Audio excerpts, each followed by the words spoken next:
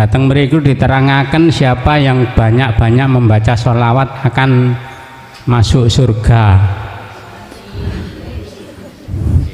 Siapa yang banyak-banyak membaca sholawat dapat syafaatnya Kanjeng Nabi, masuk surga bersama Kanjeng Nabi. Niku kalau dipandang dari secara hakikat niku pripun Gus? Mohon pencerahan nggih.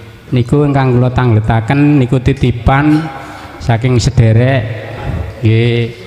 Kula akhiri ngoten. Assalamualaikum warahmatullahi wabarakatuh. Waalaikumsalam warahmatullahi wabarakatuh. Apa betul kita membaca sholawat besok itu mendapatkan syafaat Rasulullah? Oke, kita lihat dalam surat Az-Zumar ayat 44.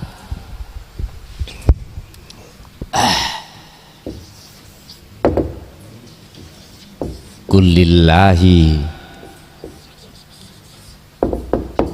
syafa'atu jami'an.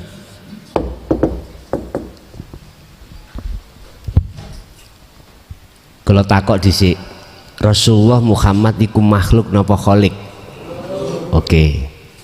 Allah berkata, "Kul dawuh sira Muhammad menyang umatmu." Langsung Rasulullah ini. Dawuh sing dos pundi ya Gusti? Lillah, katakan lillahi iku tetep kedue Allah apa asyafaatu pertolongan jami'an semuanya. Katakan Muhammad bahwasanya syafaat itu milik Allah. Syafaat itu artinya apa tuh Pak? Pertolongan. Berarti yang bisa menolong hanyalah Allah. Saya katakan jenengan membaca sholawat yang menuju syafaat Allah, benar Anda akan mendapatkan syafaat dari Allah dilewatkan Muhammad. Manakala Anda ketika membaca sholawat itu hatimu itu sinkron nang Allah, ini wajah tu wajia. Dalam arti maneh, ketika kau membaca hatimu itu meyakini, merasakan munculnya itu datangnya dari Allah. Kau moco sholawat, bisanya muncul moco sholawat itu nggak kau akui dari dirimu, nggak kau imani dari dirimu, tapi kau imani, kau rasakan itu datangnya dari Allah, yang Allah di dalam dirimu sendiri. Ini wajah tu wajiyah. Nabi Ibrahim, sesungguhnya kuhadapkan wajah ruhku terhadap wajah Allah. Hidup itu mana wajah Allah? Saman pirsani mriki, saman pirsani mriki. Paham?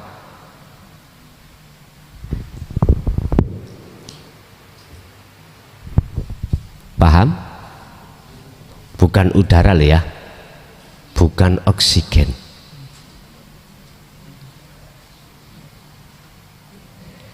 Huwal awwal wal akhiru wal zahiru wal batin al hadid.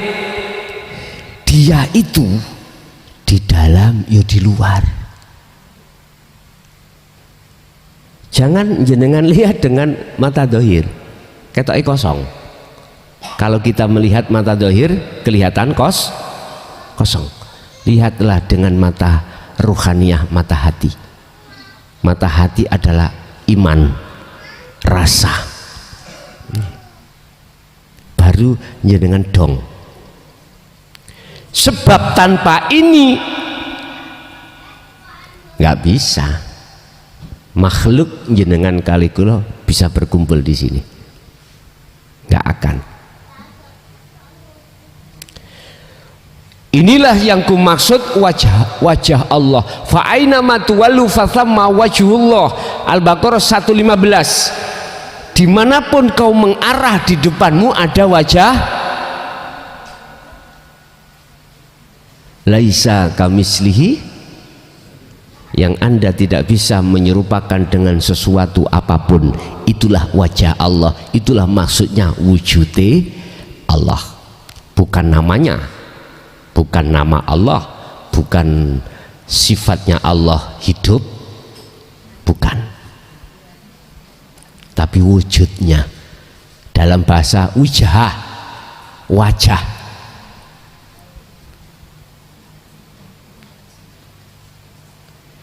Inilah orang yang disebut mukhlasin, yaitu orang yang selalu berjalan di atas jalan Allah.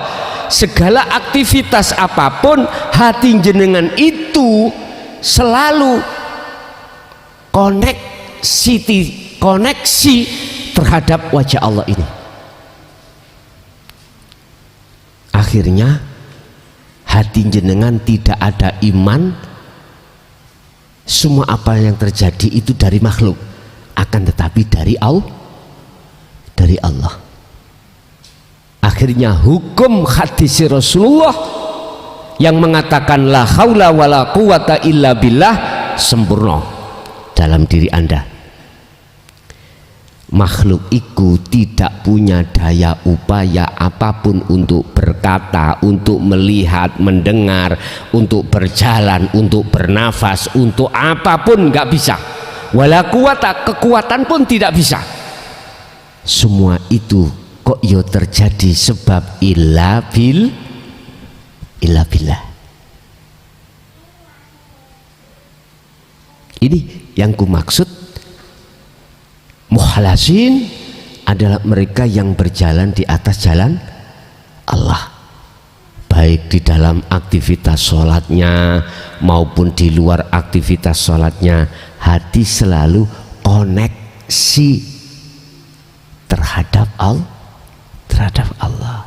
Hadza utawi hati yang seperti ini, ruh yang seperti ini, iku siratun, berjalan di atas mustaqim, jalan yang benar, jalan yang jujur, jalan yang lurus. Al-Hijr 40, iblis ngomong, illa ibadaka minhumul mukhlasin. Ya Rob, hanya satu orang yang tidak bisa aku sesatkan. Siapa? Mukhlasin. Sarai mukhlasin, tafsiri mukhlasin adalah fa'budu hadza siratum mustaqim. Fa'budu, mengapa itu hak iku kosong? Kamu harus mengosongkan selain Allah di dalam hatimu. Harus tidak merasa dirimu yang melakukan, yang bicara, yang melihat, yang mendengar, ataupun makhluk. Jadi asalnya kita makhluk di dalam hati kita banyak, kita imani. Oh, saya ngaji delondonge kelason, ilang ono. Harus Anda hilangkan dalam hati. Perlu pembuktian? Oke. Tatkala Allah tidak ada di dalamku dan di luarku, saged ta cocote mukhlason iki ngomong. Saged? Innahu bikulli syai'im muhit. Sesungguhnya wujudnya Allah itu selalu meliputi atas segala hal apapun.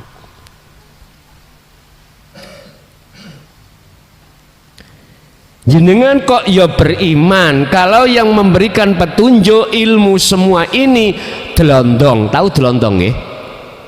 Delondongnya mukhlason, iman sampean masih cidra. Iman sampean belum ihsan. Sampean masih tergelincir dengan bisikan nafsu. Masih tergelincir. Masih punya penyono, penyangka yang aweh. Didikan petunjuk itu delondongi mukhlason, makhluk. Niki tingkat endek, Pak. Oke, kita naikkan tingkat yang paling dukur Kanjeng Nabi. Buka di dalam surat Al-Qasas ayat 556. innaka, Allah berkata sesungguhnya kaum Muhammad ikulah tahdiman ahbabta, tidak bisa memberikan petunjuk terhadap orang lain sekalipun orang lain itu orang yang kau cintai. Halo, nggak bisa. Dari sisi kacamata ruhania, boten kacamata dohir syariat iki ndak. Nek kacamata syariat ya jelas Muhammad, jelas delondongi mukhlason ini. Tapi tolong mata hatimu gunakan iman, imanul haq. Mata hati itu imanul haq, iman yang benar. Kalau tidak ada Allah nggak mungkin. Terus siapa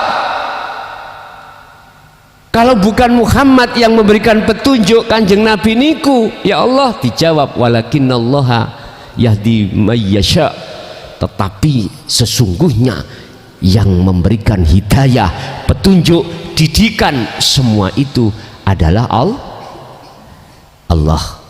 Man terhadap orang yasa, yang dikehendaki Allah. Siapa orang yang dikehendaki Allah? Itulah cirinya orang yang pertama mendengarkan yastami'unal qaula, mendengarkan, mengikuti ajaran-ajaran dinut tauhid.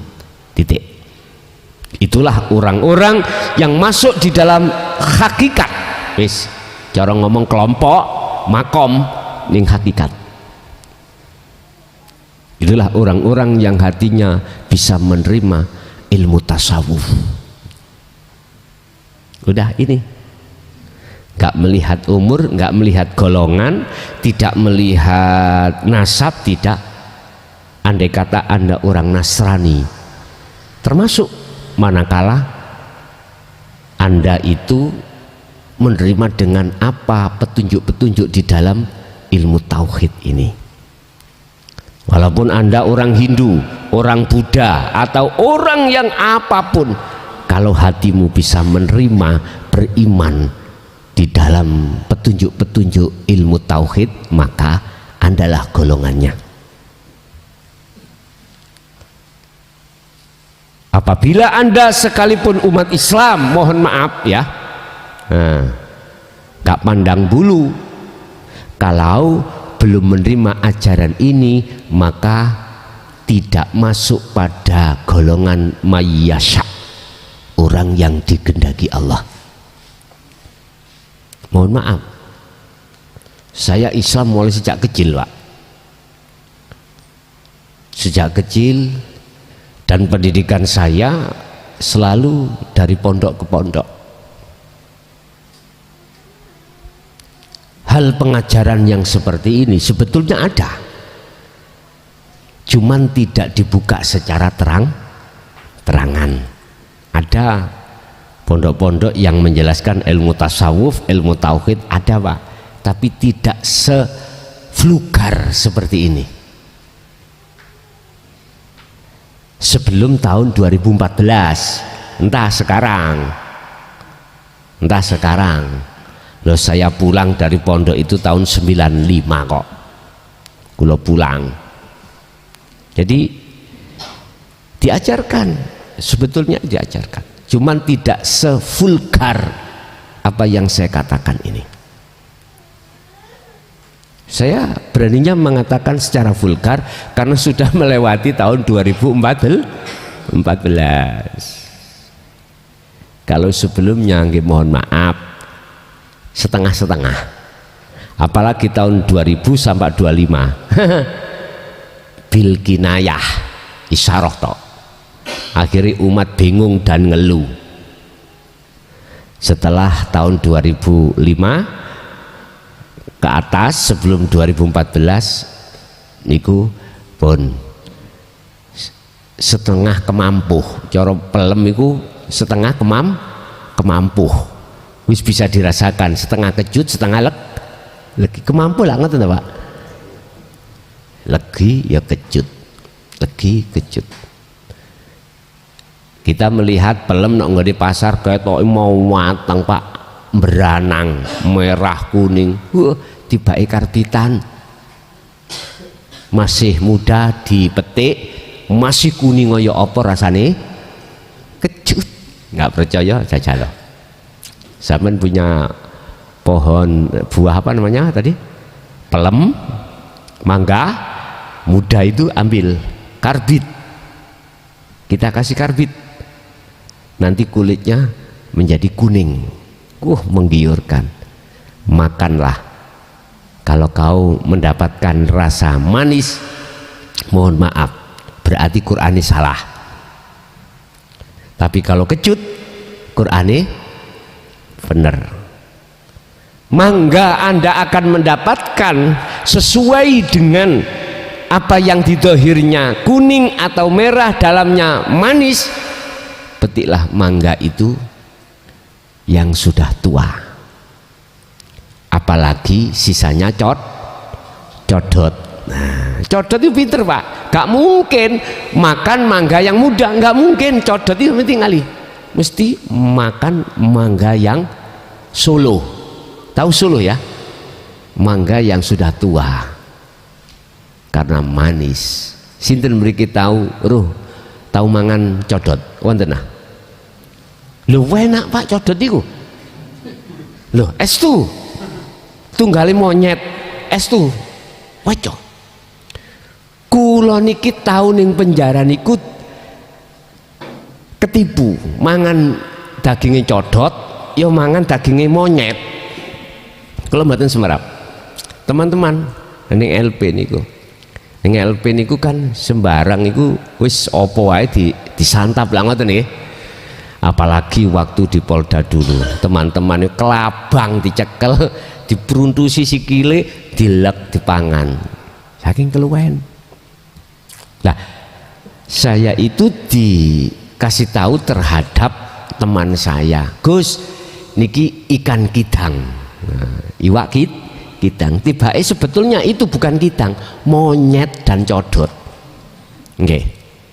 Diri-cari canget lho, Pak. Kula nggih percaya mawon enak. Ya iki gambare kula nate pernah mangan iwak monyet ya niki roh rasane. Lho, estu wae coba nek gak percaya sampean bedil apa? Codot. Lho estu atau monyet lah. Daging ijan penak ngalah-ngalah iwak pitik. Persis koyok kidang memangnya. Gak percaya sama jajal. Aku tadi gak murui lho ya. Masalahnya ini diharamkan di dalam agama Islam secara syariat. Nah, Bapak Ibu hadirin jamaah rahimakumullah. Sebab kita itu menolak ajaran ilmu tuwek, ilmu tauhid, ilmu yang datang terlebih dahulu sebelum ilmu dunia ini sudah didatangkan, dan ini selalu dibawa oleh Rasul siapapun. Mulai zaman Nabi Adam sampai Nabi Muhammad, ilmu tuwek itu paling didahulukan oleh beliau, sampai tertuang ini termaktub di dalam surah Al-Anbiya ya. Al-Anbiya itu makna jamak dari Nabi, berarti Al-Anbiya surat-surat yang menceritakan tentang kanjeng Nabi, para nabi. Ayat 25 Allah katakan wa ma arsalnaka illa roh wa ma arsalnaka mirra apa wa ma arsalnaka mir rasulin illa nuhi ilaihi annahu la ilaha illa ana fa'budun. Muhammad, aku kata Allah tidak pernah mengutus utusan sebelummu termasuk dirimu wajib membawa wahyu intiku ini apa? La ilaha illa ana. Itulah ilmu hakikat ma'rifat Pak. Anda akan sampai ke ana itu Allah, ananya Allah. Manakala selain Allah dalam dirimu sudah tidak ada. Hati lo Pak, bukan jasmani. Kalau jasmani sing sugih terus no sugihmu, sing melarat terus no sugihmu. Tergantung Gusti Allah wis meletakkan kita di tempatnya masing. Udah.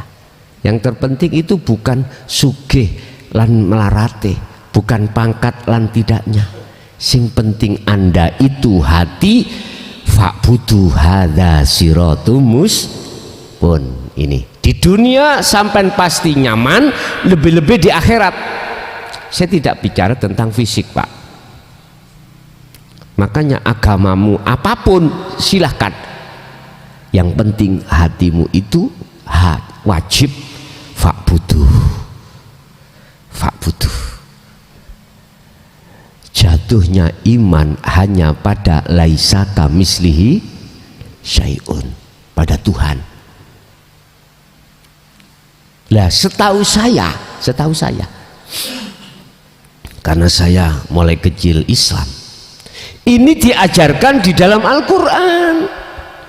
Cuman umat Islam sendiri ajalah yang tidak mau mendalami sebenarnya di dalam Al-Quran itu sebetulnya ada ilmu sing tuwek yang datanya terlebih dahulu. Sebelum ilmu syariat, ilmu hakikat sudah didatangkan. Sebelum Al-Quranul Karim, Al-Quranul Qadim itu sudah ada. Dan Al-Quranul Qadim inilah wahyu-wahyu Allah yang terjaga. Siapapun tidak akan pernah bisa merubahnya, nggak ada. Baik manusia atau jin atau iblis nggak akan pernah bisa merubah maksud isi daripada Al-Quranul Qadim. Sampai jelas tanya, loh kok ada Al-Quran Qadim? Saelingku kitab wong Islam Al-Quranul Karim. Nah, sing ya apa sih wujude lah ngeten nggih.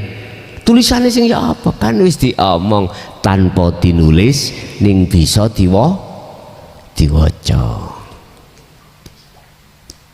Iki kalau hati tidak mendalami tentang ilmu tauhid nggak paham, Pak.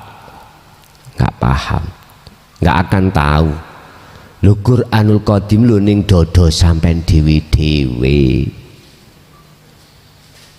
Dodo sing wis bebas dengan najis-najisi ati baru muncul.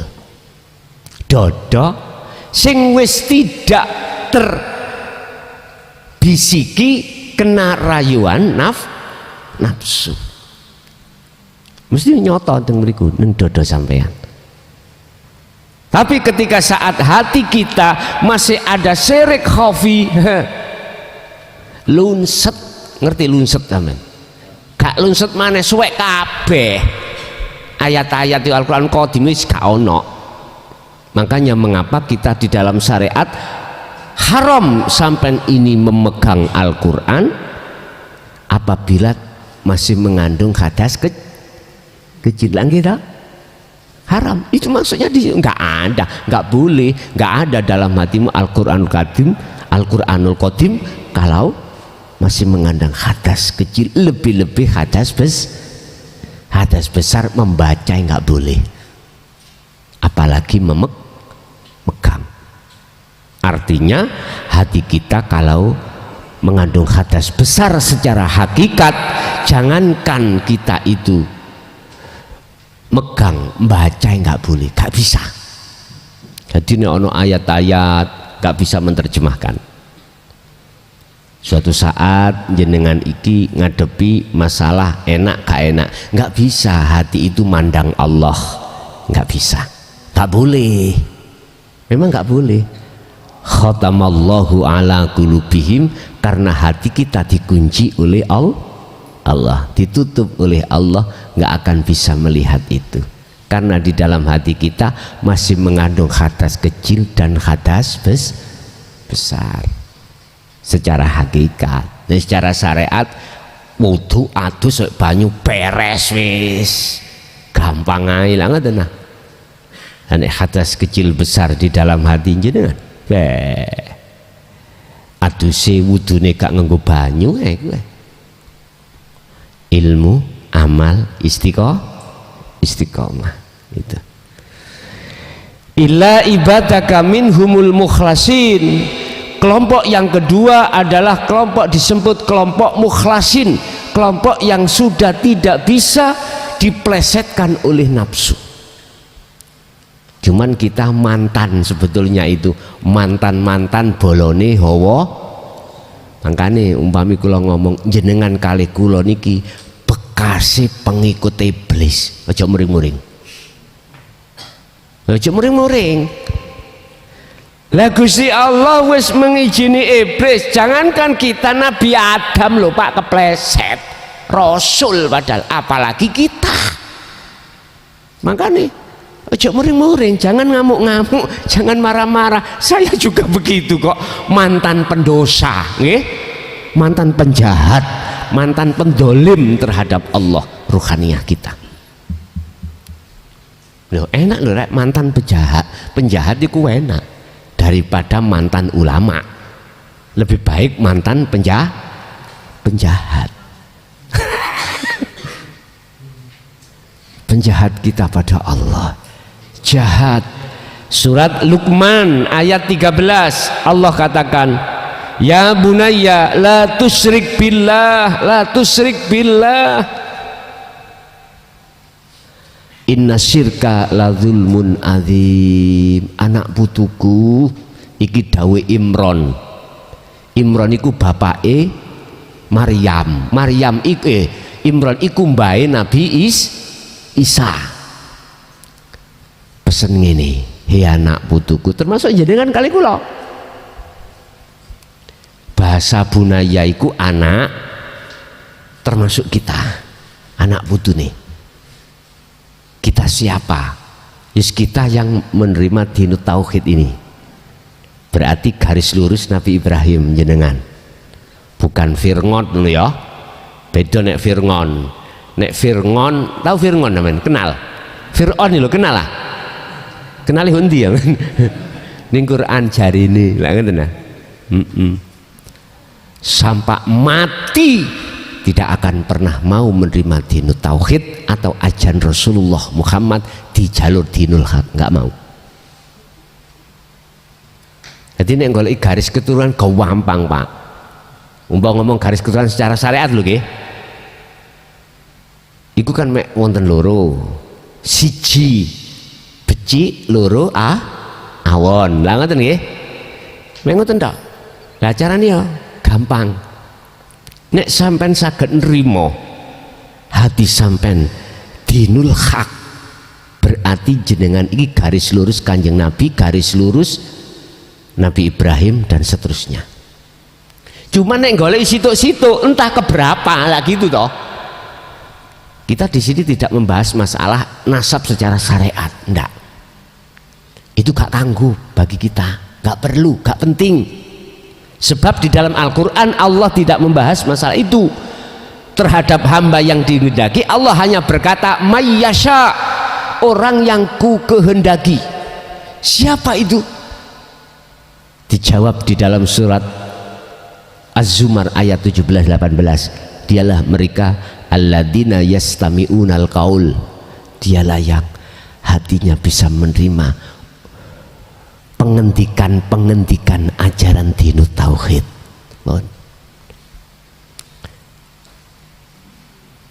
Enggak semua orang loh Pak bisa menerima niki, enggak semua orang. Sing bisa menerima itu minoritas. Mengapa jumlahnya sedikit? Garis itu karena beliau ketika, mohon maaf kalau ngomong proses bebojoan, wong sing koyok ngene gak apa olehnya kumpul ambek bojone iku tidak berdasarkan nafsu birahi, tapi apa, berjalan di atas jalan Allah. Coba yang di garis awon, nyun sewu, wedok iki dirabeni, wedok iki dirabeni walaupun bukan istrinya. Lah ngoten iki. Ngerti dirabeni ya men? Kayak petek nih lah dirabeni. Mboten semerap.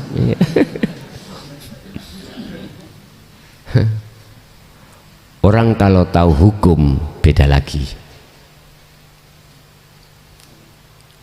Karena yang tidak, karena mereka itu yang hanya ditakuti hanyalah Allah. fa ilam taroh, apabila dia tidak bisa melihat Allah, dia merasa selalu dilihat Allah. Begitu. Ilal mukhlasin, kecuali orang-orang yang hatinya sudah bersih, bebas dari perkara-perkara kehidupan kesenangan duniawiyah, sekalipun secara jasmaniahnya dia itu sugih pangkat, sugih dunya, sugih jabatan dan lain sebagainya, sugih kehormatan, tapi hatinya tidak terpengaruh dengan hal semua itu. Inilah yang Allah katakan, laksana dia itu seperti ikan yang hidup di air laut. Setiap saat dan waktu dia campur dengan air asin, tapi dagingnya tidak terasa asin. Beda dengan iwak tahu tempe, Pak. Diuyai berapa detik ngono ya. Wah, apalagi garamnya lebih banyak. Padahal kadar air garam di lautan dengan garam sing sampean damel uyai tahu lebih tinggi sana. 0, Pak, min. Kalau ini plus. Coro akal nggak bisa mikir, Pak, kita, Pak. Kok iso yo iwak sing urip yang hidup di lautan tiap detik itu campur dengan air asin, makanannya pun dari hasil sing ada di lautan yo campur asin, kok dagingnya rasanya tidak asin? Akal nggak bisa nyambung, Pak. Sing nyambung itu hati, iman, karena di situ disetel oleh Allah sesuatu alat yang memang menolak rasa asin, filter, gampangnya filter. Dikarenakan ikan itu hidup. Tapi manakala ikan itu sudah mati, sampean pancing misal, wis sampean pateni daratan mati, kumen, gak usah suwe-suwe asin. Itu mempunyai pengertian, siapapun yang hatinya sudah sampai pada hidup, dia tidak akan terpengaruh dengan kebiarin dunia. Walaupun jenengan dari DPR nyalokno presiden, nyalokno apa, nek atimu wis tutukno nggone urip, mesti pimpinan kau nanti mesti apik, mesti. Olehnya kau memimpin masyarakat mesti apik. Gak mungkin awakmu berani ngotil bukan hakmu. Karena apa? Hatimu. Wal akhiratu khairu wa abqa. Tadi kan dikatakan wa mal hayatad dunya illa mataul ghurur. Wal akhiratu khairu wa abqa. Kehidupan akhirat di sisi Allah itu ya yang lebih baik daripada kehidupan kesenangan dunia. Sampai sudah tahu itu, gak mungkin sampai niku berani korupsi, ngotel yang bukan hak Anda. Lawang hasil keringet Anda sendiri, gaji Anda sendiri loh. Kalau Anda sudah masuk di dalam hidup ini, gak boleh ngakoni kok newekmu gitu. Gak berani mengatakan wekku, gak berani. Karena keakuan kita sebagai makhluk sudah fana, manakala sudah dikatakan sudah sampai pada hidup. Kalau bahasa hakikat ruhaniyah sudah sampai makrifat pada Allah. Gampang loh, Pak ya. Jelas iki. Ngene kok sih bingung, gak jelas ya. Emburek gak ero aku.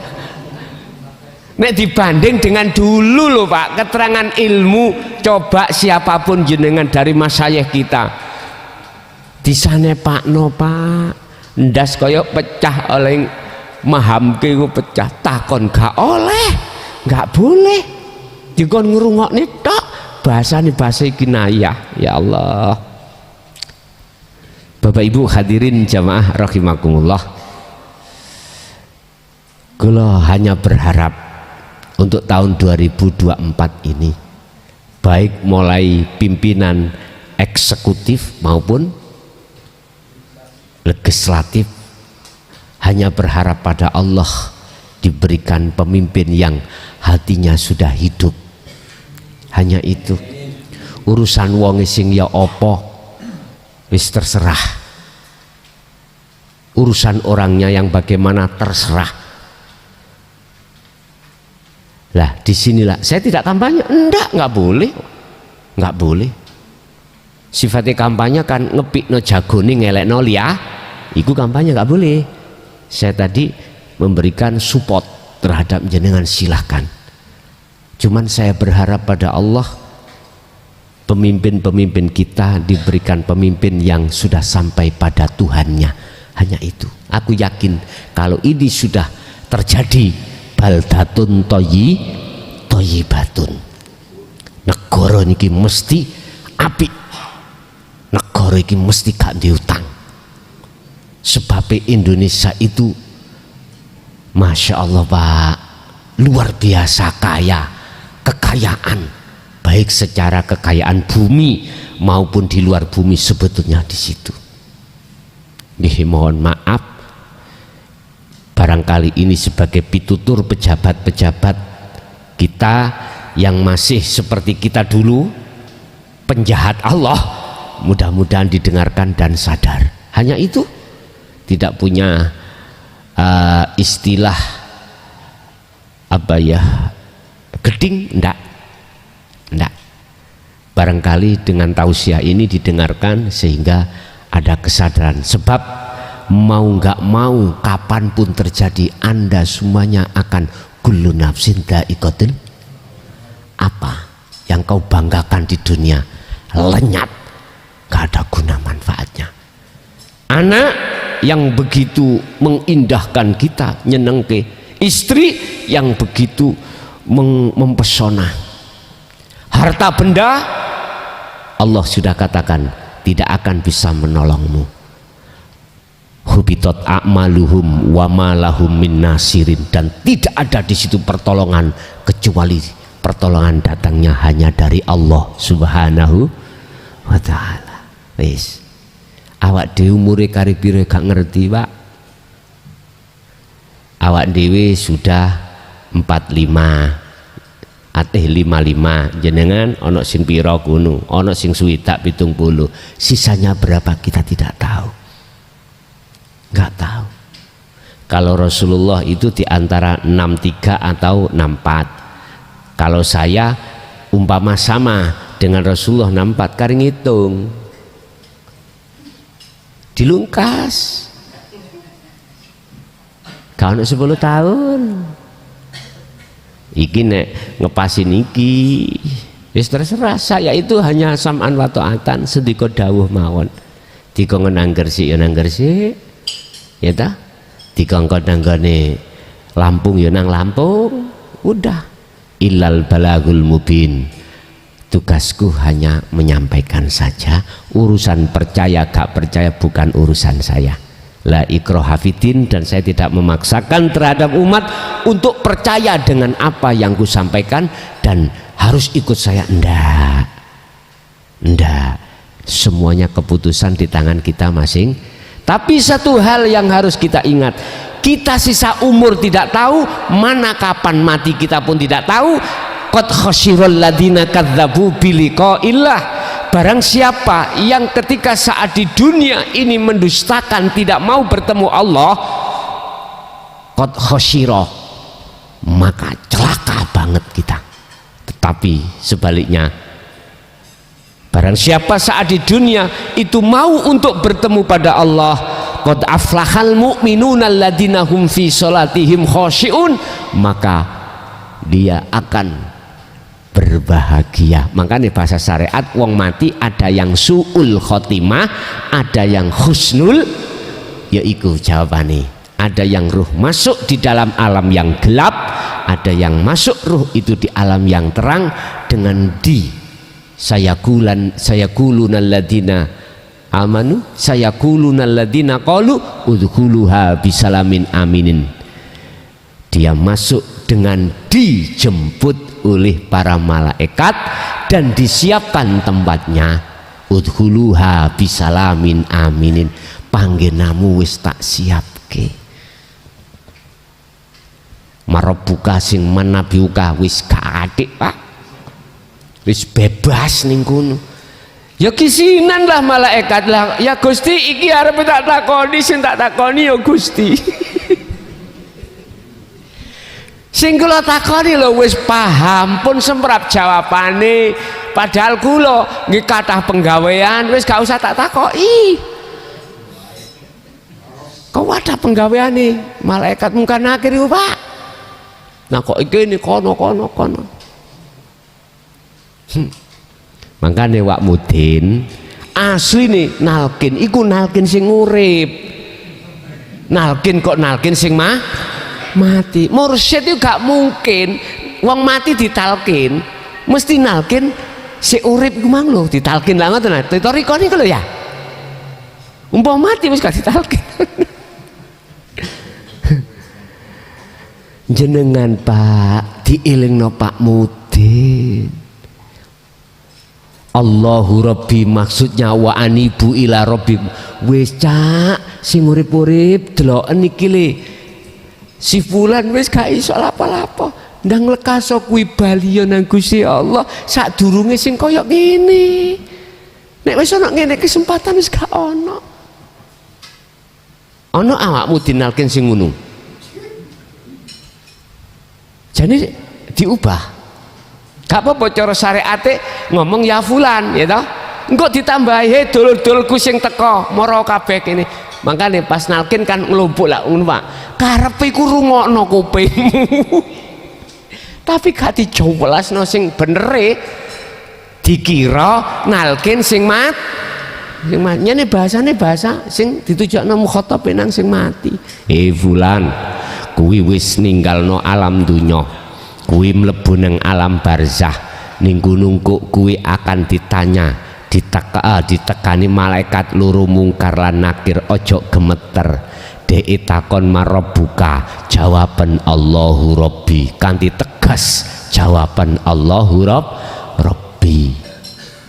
Iku mestine jenengan iku mukhatabe, asine jenengan iku sing dituju, tuman disindir lewat sing mati, tapi gak paham.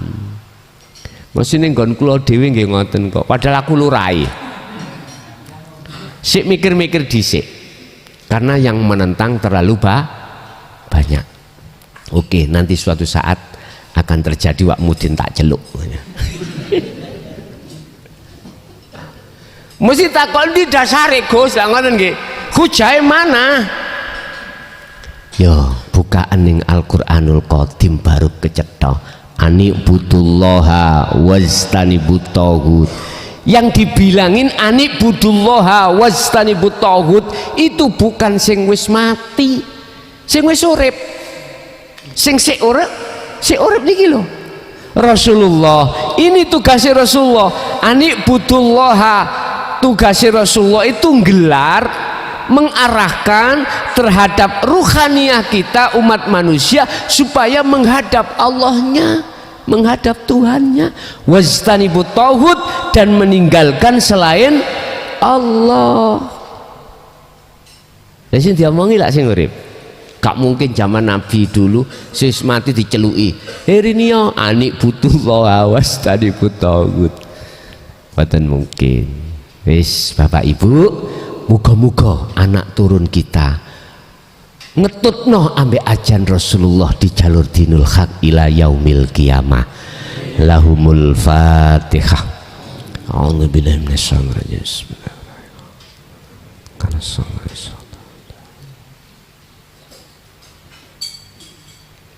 Pun kita masuk sesi tanya jawab, cuman tak simpulke materi mau. Satu, kita berhubung jasad si ono dunya, syariat jogonen ya, hukum syariat sampean jogo, hukum kebutuhan jasmani harus sampean jogo. Wae nyambut gawe, wae kelon ya kelon, wae apapun secara syariat lakukan ya. Tapi di situ ada lampu loh ya, ada lampu merah, ada lampu kuning, ada lampu hijau. Patuhi. di sela-sela itu wal akhiratu khairu wa abqa, ruhaniyah Anda berjalanlah sirotol mustaqim, di jalan Allah. Caranya jangan pernah hatimu itu mengakui kalau dirimu yang melakukan. Jangan pernah ada iman munculnya perkara datangnya dari makhluk. Artinya tolong asahlah dzikir sirul asrar supaya hatimu selalu merasakan Allah, merasakan bahwasanya imanmu itu hanya pada Allah yang melakukan, yang berperan. Paham ya? Wis, iki ngelmu biyen gak wani buka secara umum, saiki dibuka terang-terangan. Pun menawi wonten sing ditakokke, monggo kula aturi. Assalamualaikum warahmatullahi wabarakatuh. Ngapunten saderenge niki titipan Gus.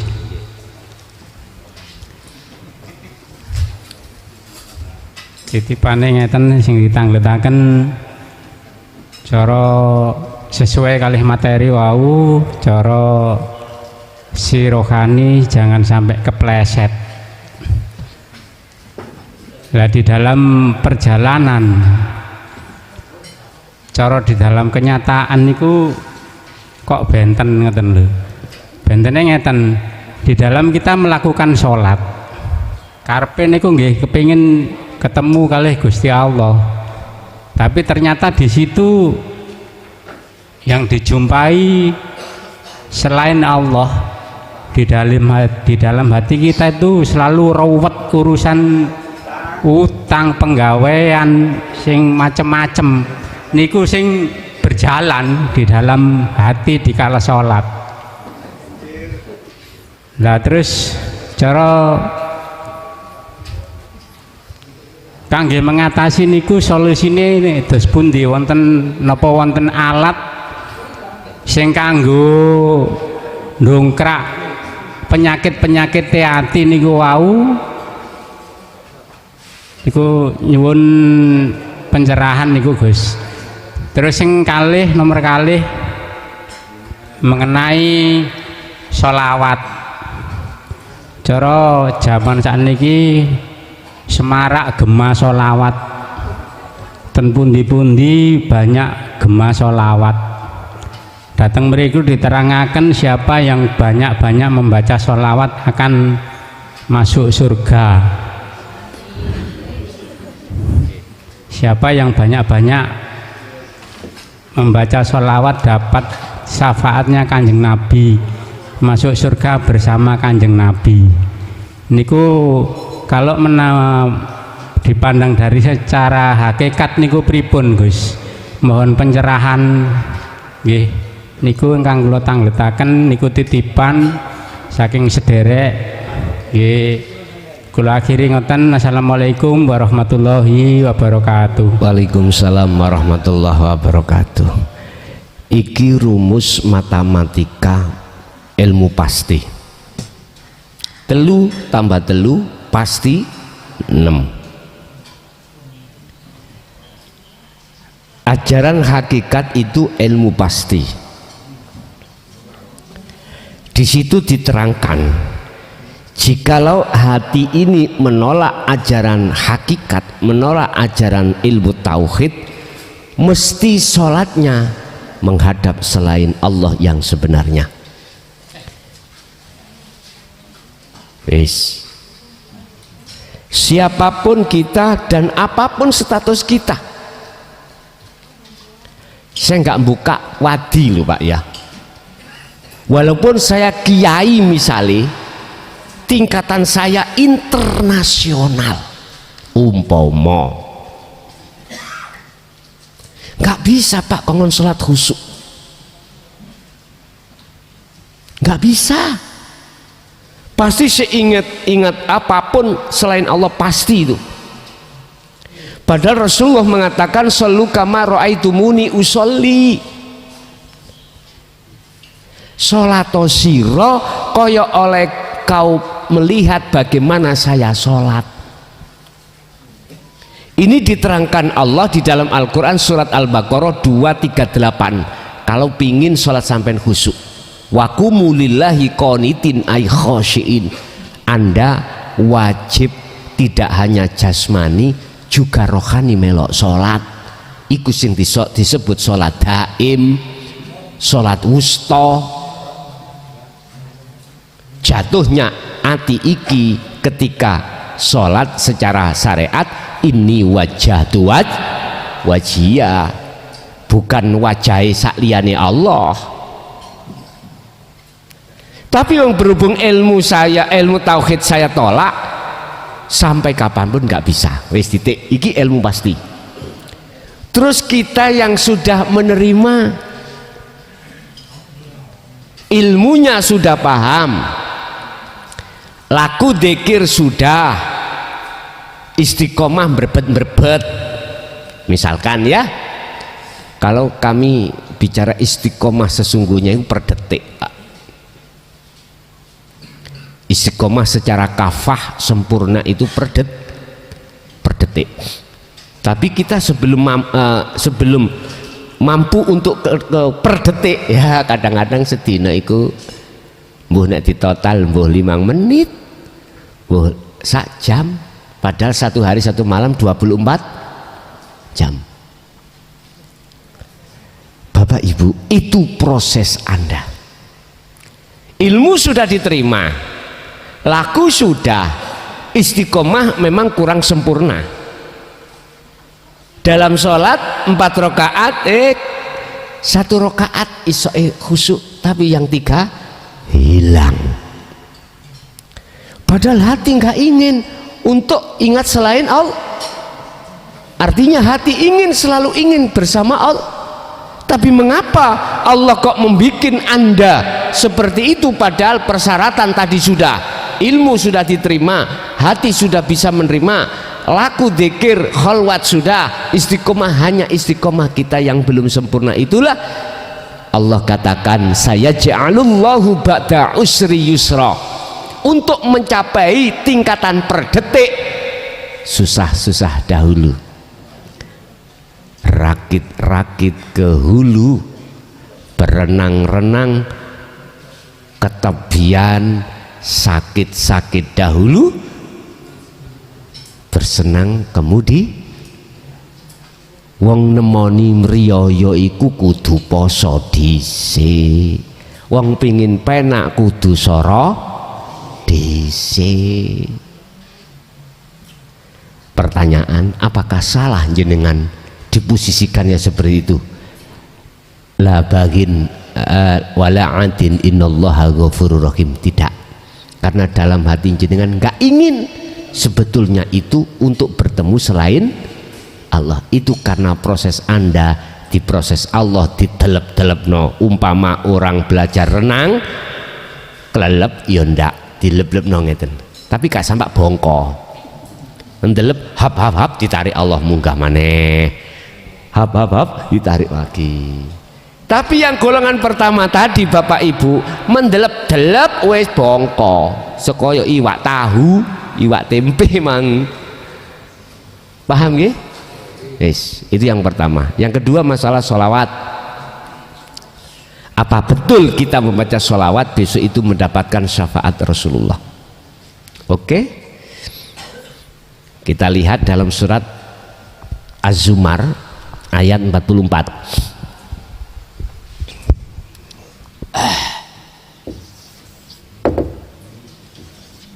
Kulillahi syafa'atu jami'an.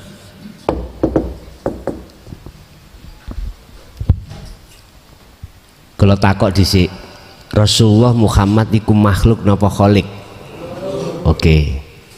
Allah berkata, kul dawuh sira Muhammad menyang umatmu. Langsung Rasulullah ini dawuh sing dos pundi ya Gusti? Lillah, katakan lillahi iku tetep kedue Allah apa asyafaatu pertolongan jami'an semuanya. katakan Muhammad bahwasanya syafaat itu milik Allah. Syafaat itu artinya apa tuh Pak? Pertolongan. Berarti yang bisa menolong hanyalah Allah. Saya katakan jenengan membaca sholawat yang menuju syafaat Allah, benar Anda akan mendapatkan syafaat dari Allah dilewatkan Muhammad. Manakala Anda ketika membaca sholawat itu hatimu itu sinkron nang Allah, ini wajah tu wajiyah. Dalam arti maneh, ketika kau membaca, hatimu itu meyakini, merasakan munculnya itu datangnya dari Allah. Kau moco sholawat, bisanya muncul moco sholawat itu nggak kau akui dari dirimu, nggak kau imani dari dirimu, tapi kau imani, kau rasakan itu datangnya dari Allah, yang Allah di dalam dirimu sendiri. Wallahi dapat syafaat. Kalau tidak seperti itu, wallahi khubitat a'maluhum, ditolak amaliyahmu. Kacamata hakikat, bukan kacamata sare. Berarti miturut surat Az-Zumar 44, syafaat itu milik Allah yang sesungguhnya. Lah Muhammad itu diizini gawon mati kilo kekna umatmu. Berarti Rasulullah tidak punya hak untuk memiliki. Paham nggih? Mbon salah paham jenengan. Kalau syafaat itu milik Rasulullah dan yang memberikan hakikatnya mutlak itu Rasulullah, disebabkan jenengan maca selawat, mohon maaf. Ayo taruhan ngene, pancen koyok ngono tak ambung silitmu. Sisuk ning akhirat nek sing bener awakmu tak ambung silitmu. Kurang ya apa sih aku ngomongi? Aku gak menentang, aku meluruskan. Sifat Muhammad itu adalah satu-satunya hamba Allah yang diizini oleh Allah untuk membawa syafaat diberikan pada umat. Iki ngomong besok ya, sekarang ngomong sekarang. Apa mungkin Pak telondongmu klason iki iso ngaji? Gak iso. Munculnya itu dari Allah, sebab tanpa ada Allah dalam diriku nggak mungkin saya bisa sampai sini. Wes titik. Percaya gak percaya, boh wes gak ngerti aku. Sing penting mangan onde.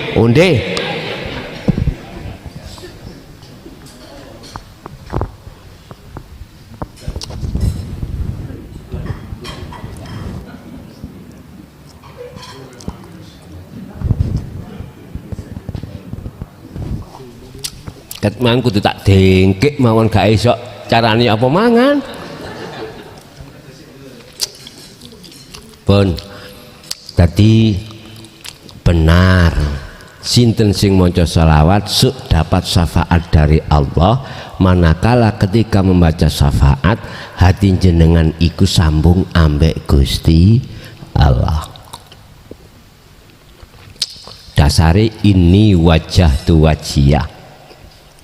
1, 2, jenengan tidak akan mendapatkan syafaat dari Allah lewat Kanjeng Nabi manakala ketika membaca syafaat jenengan atine adoh ambek Allah. Wong mancing nggawa umpan Pak, ketika iwak iku mang nyun sewu nyontol makan terus dilepas maneh ambek iwake, sampai ngangkat iki oleh iwak nombaden nggak mungkin karena nggak sambung. Tapi nek iwake nyantol munggah nang daratan oleh iwak aman, lah iwak iku minangka syafaat, ngoten ya. Bon, ada lagi. Assalamualaikum warahmatullahi wabarakatuh. Ngapunten Gus, kula badhe tanglet niki ada 3 pertanyaan. Yang pertama, apakah nafsu dan setan itu saling berkolaborasi? Jika iya, kenapa di saat bulan Ramadan yang manakala pada saat itu setan dibelenggu tapi masih saja ada orang yang bermaksiat bahkan tidak puasa gitu. Yang kedua pada saat sholat. Bentar. Malaikat dengan iblis lah ini maksudnya. Setan dengan malaikat. Setan dengan nafsu. Oh, setan. Nggih. Lanjut. Itu yang pertama. Yang kedua, pada saat sholat, selama ini kita diajarkan sholat itu untuk khusyuk. Kemudian apa yang seharusnya kita bayangkan pada saat sholat, sedangkan untuk membayangkan bentuk Allah saja kita diharamkan gitu. Jadi apa yang seharusnya kita bayangkan pada saat kita sholat agar kita mendapati sholat itu khusyuk gitu. Kemudian yang ketiga, tadi saya kutip sedikit tentang jawaban jenengan itu kan, kalau misalnya kita masih jauh dari Allah, kita kemungkinan tidak seberapa pantas untuk membaca sholawat gitu ya. Sedangkan saya pernah mendengar bahwasanya a'maluna itu bainal qabuli waraddudi gitu, illa sholata ala nabi, kecuali bersolawat kepada Nabi Muhammad. Jadi semua amal kita itu menggantung kecuali bersolawat kepada Nabi Muhammad SAW. Nah, itu 3 pertanyaan dari kulo. Ngapunten. Assalamualaikum warahmatullahi wabarakatuh. Waalaikumsalam warahmatullahi wabarakatuh. Tadi sudah saya katakan bahwasanya kami pandang sudut hakikat, bukan pandang sudut syariat. Kacamata plus ambek min fungsine dewi-dewi. Mata dohir ambek mata hati fungsinya sendiri-sendiri. Bon. Pertanyaan pertama tentang masalah apakah setan dan nafsu itu berkolaborasi, keduanya itu untuk menyesatkan kita. Terus waktu Ramadan yang katanya setan ikuti cancang, kok yo masih menggoda? Iku piye maksudnya? Bon, iki gak dong Pak, nek coro saya jawab dari kacamata syariat saja gak dong. Kalau memang dicancang semuanya, setan atau nafsu, lokalisasi gak buka Pak. Gak ada wong nyolong, gak ada wong ngutil, gak ada wong korupsi. Gak cukup kita memandang dari sisi syariah, harus kita memandang juga dari sisi hakikat. Betul. Nyun sewu. Sebelumnya itu datangnya hakikat bukannya untuk merusak hukum-hukum syariat, enggak. Membenarkan ruhaniyah kita itu loh. Biar cara beriman kita itu tidak salah. Bon. Berhubung pertanyaannya itu apakah ada kongsi antara nafsu dengan setan? Siapakah nafsu itu? Siapakah setan itu? Lah, padahal Allah katakan dalam surah Al-Baqarah ayat 208, innahu lakum aduwwum mubin. Syaiton, nafsu itu artinya kan diri Pak, diri ingsun.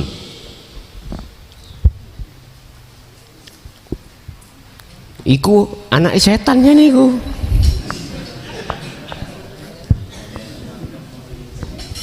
Wa ma ubari'u nafsi innan nafsa la'amaratum bisu illa ma rahima rabbi.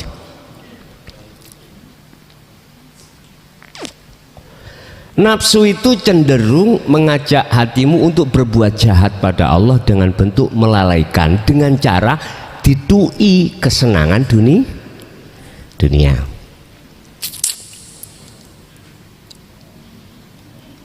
Nun vaksin nafsu diri, siapapun di dalam dirinya keakuan makhluk yang muncul alias duduk di taholi, yaitu sebetulnya itu nafsu itu iblis endi ya wujud sampean kali kula niki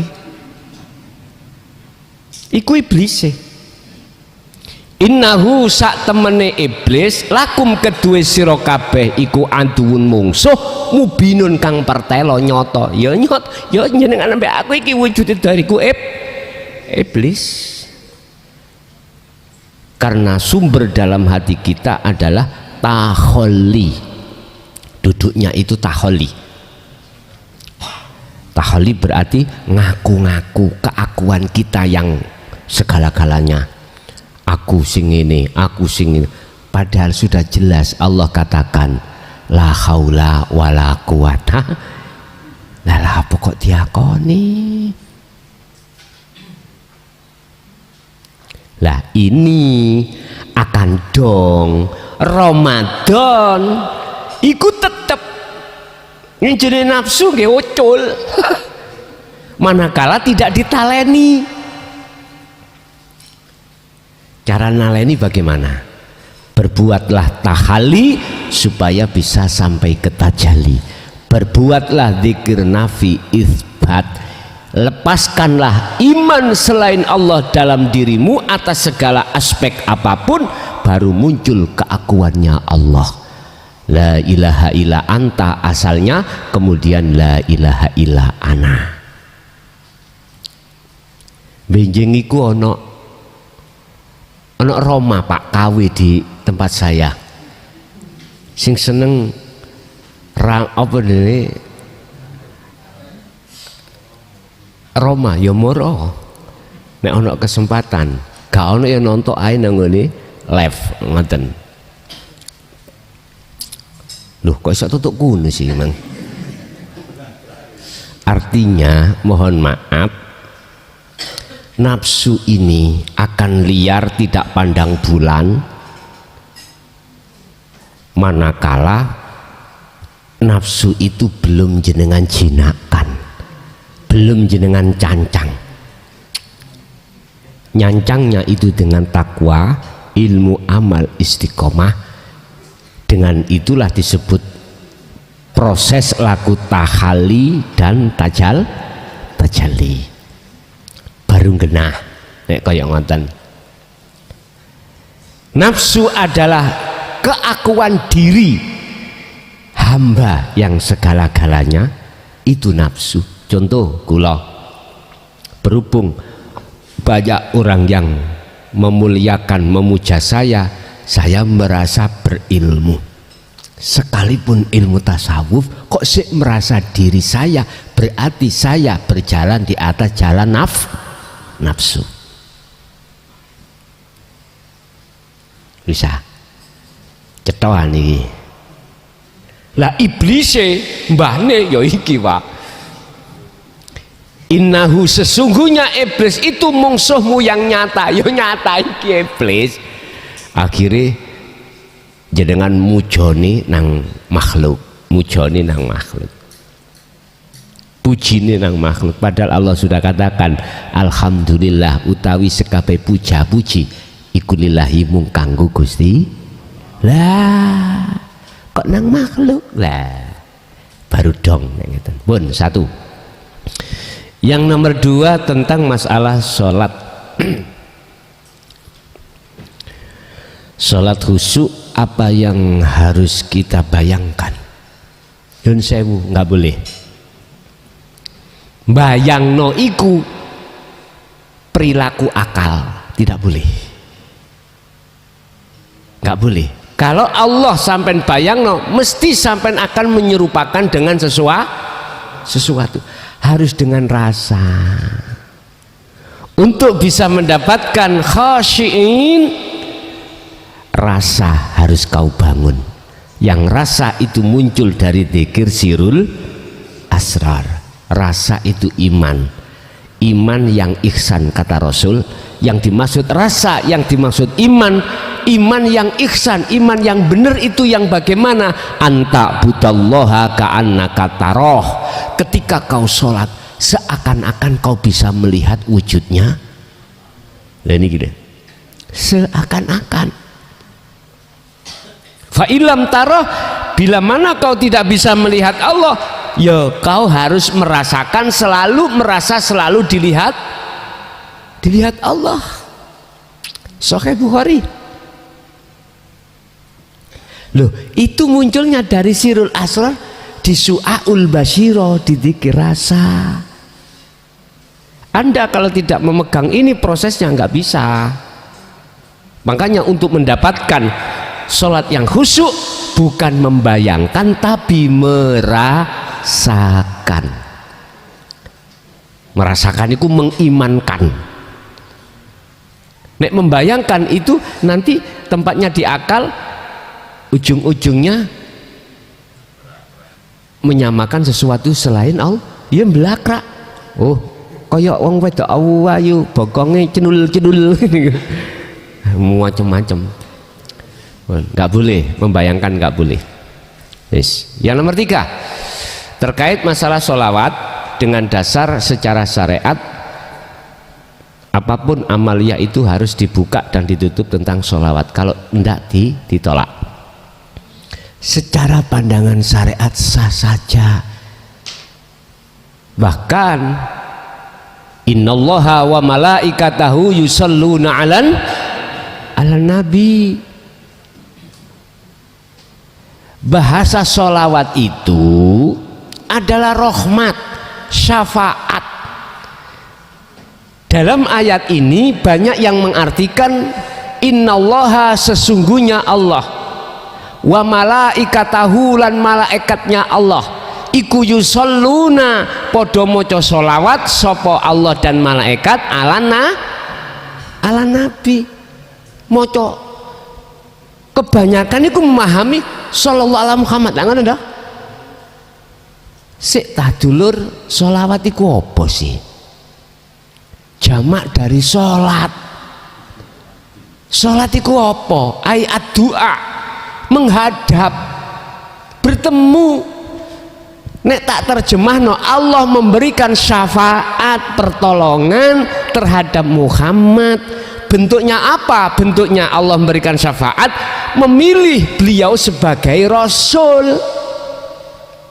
Itulah sholawatnya Allah terhadap Kanjeng Nabi. Lah, malaikat sebagai pembawa wahyu diperintahkan Allah untuk menyampaikan terhadap Kanjeng. Lah, wahyu yang disampaikan oleh malaikat punya status.